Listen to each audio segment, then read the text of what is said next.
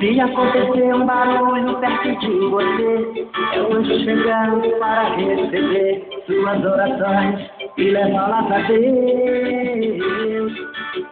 Então, abra o coração e comece a louvar, então o luz do céu se derramar no altar. É o anjo chegando com a bênção nas mãos.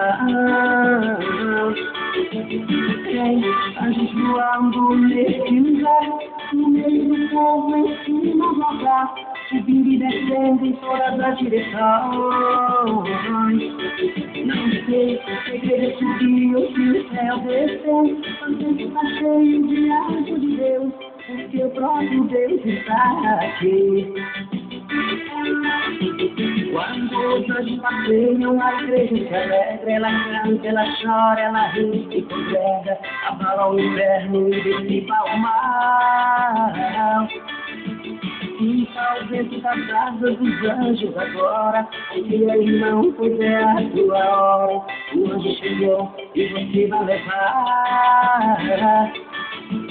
Tem anjos voando nesse lugar, no meio do povo em cima do altar, subindo e descendo em todas as direções.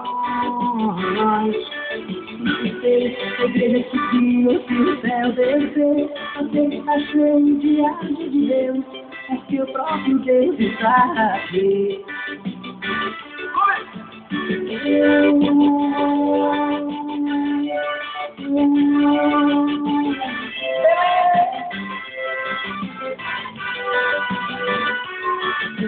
Quando os anjos passeiam, a igreja se alegra, ela canta, ela chora, ela ri e congrega, abala o inferno e dissipa o mal.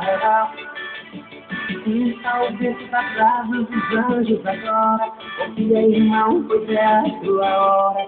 O anjo chegou e você vai levar.